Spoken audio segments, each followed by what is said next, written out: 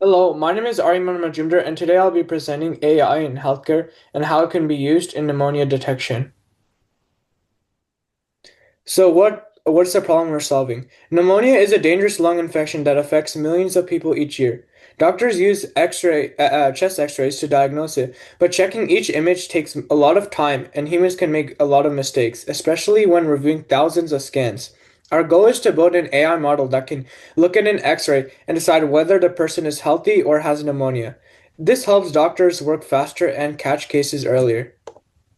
So who benefits from this AI? This AI helps multiple groups. Radiologists can focus on the most serious cases first instead of checking every single image manually. Patients get faster at diagnosis, which means that they can start the treatments sooner.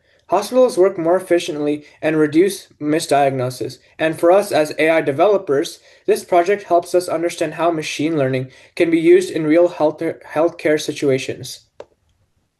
So how do these X-rays work? X-rays are special waves that pass through the body. Bones stop X-rays, so they show up as white. Lungs have air, so they look darker. Pneumonia creates cloudy white areas in the lungs because of fluid inflammation. As you can see here, the ribs around the body look a little more cloudy and white, whereas the healthy lung have basically clear dark areas, and the pneumonia lung looks very foggy. Our AI learns these patterns so it can tell the difference automatically. So here's the data set we use. It has 2,400 images, and each image is labeled as either healthy or pneumonia. Every image is resized to 64 by 64 pixels with 3 color channels so the model can process them easily. The dataset also keeps track of whether each image belongs to the training or test split. This organization helps the model learn correctly.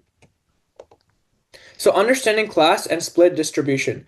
This dataset is divided into a training set and a test set. The training set teaches the model what pneumonia and healthy lungs look like. The test set, however, checks if the model can make correct predictions on images it hasn't seen before. It's also important to check how many images we have for each class so the model doesn't become biased. As we can see, they're even. So dataset overview. The dataset originally comes from Kaggle and includes almost 6,000 X-ray images. They're split into a training, validation, and test set. The code here counts how many images are in each folder. Using Python's OS library, we check how many files are inside the train, validation, and test directories. This helps us understand how large the dataset is and how it's organized.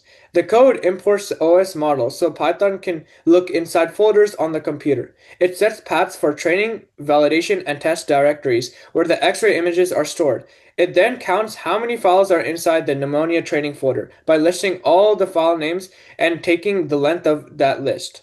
The code also counts all the images in the validation and test folders. And overall, this code tells us how many X-ray images we have in each part of the dataset so we can understand its size and balance. So examining our X-ray images. Before we train the model, we need to pre-process the images. We normalize pixel values so they're between 0 and 1, which helps us learn the model faster. CNN models keeps the original 3D structure of the image, which allows them to recognize patterns like edges or textures. We can also crop images or highlight areas of interest to help the model focus on important regions of the lung.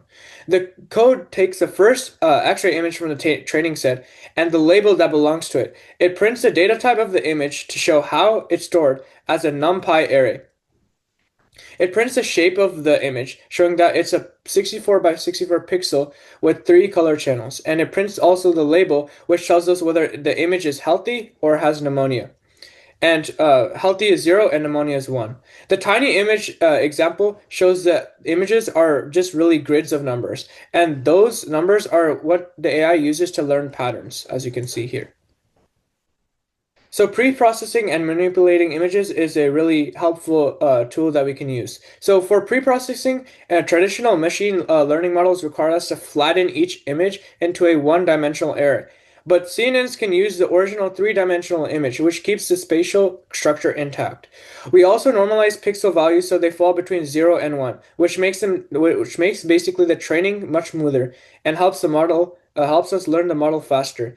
Other image manipulations like adjusting color channels, cropping, or drawing rectangles are useful for highlighting important regions in the X-ray and making patterns easier to use. Here are some augmentations that we use in our code, such as train data rotated, train data flipped, and train data sheared. So baseline ML models.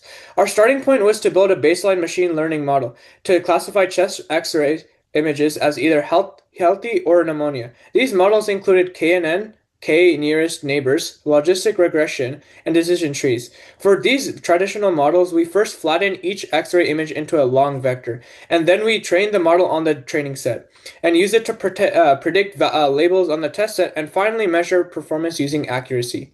The purpose of a baseline model isn't just to get the best results, but it's also to give us a benchmark. By knowing how these simple models perform, we can compare them to our deeper learning models later.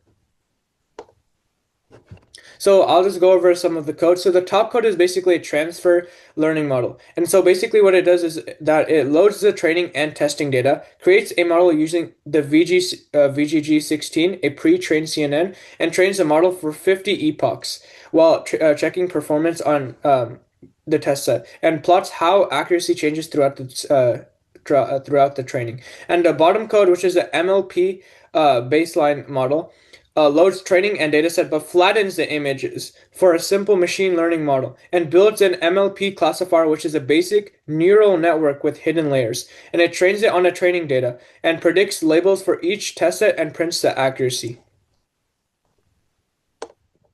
So deep learning for pneumonia detection. So deep learning, specifically CNNs, work extremely well for image classification because they automatically learn patterns such as edges, textures, and the size of the image while keeping important information and fully connected layers that make the final prediction.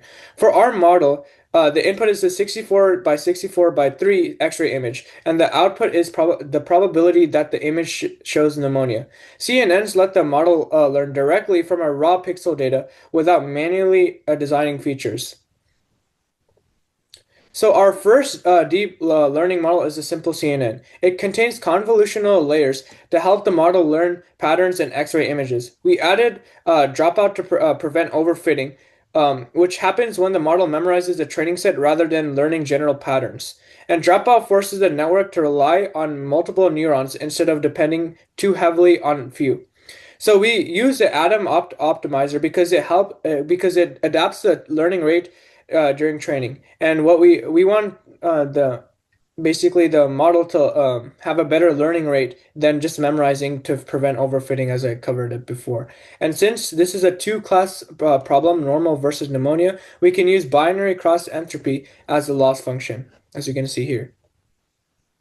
So here, visualizing training history. So these basically what this code does is that it shows plots, and the plots show how the model's accuracy and loss changes over time during training.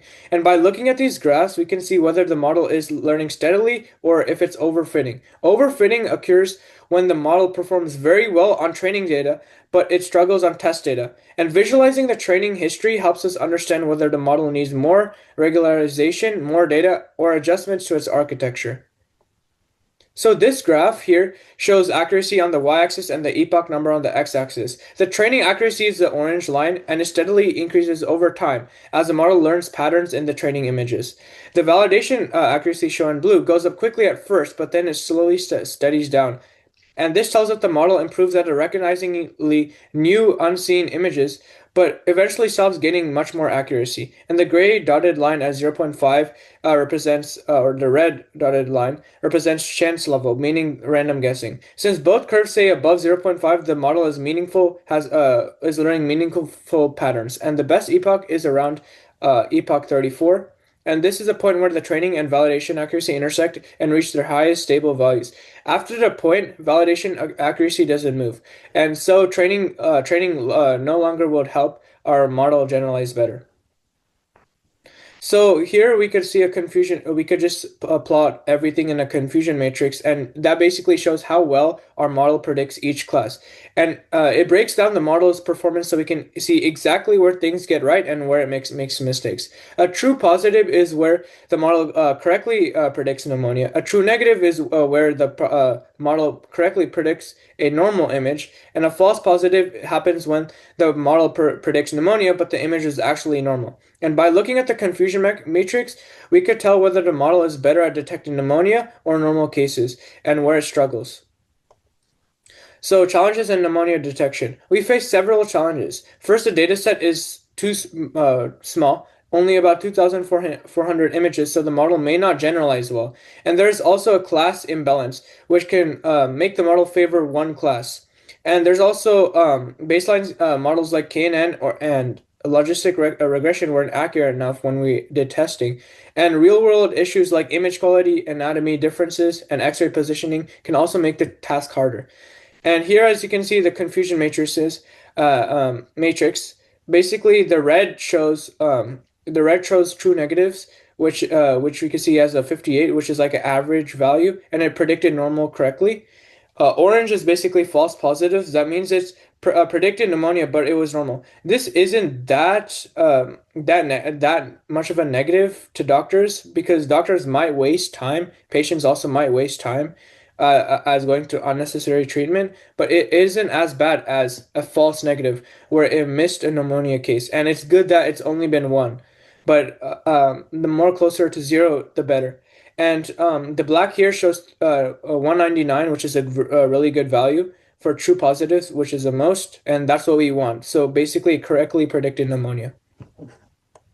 In conclusion, our baseline models gave us a good starting point, but the deep learning models, especially the CNN, perform much better for pneumonia detection. By looking at the training history and confusion matrix, we were able to see where the model performs well and where it struggles. Even though the results are encouraging, limited data, class imbalance, and variations in X-ray quality mean the model isn't ready for clinical use yet. With more data and improved pre-processing, this approach can be much more accurate and reliable in the future. Thank you for listening. Bye.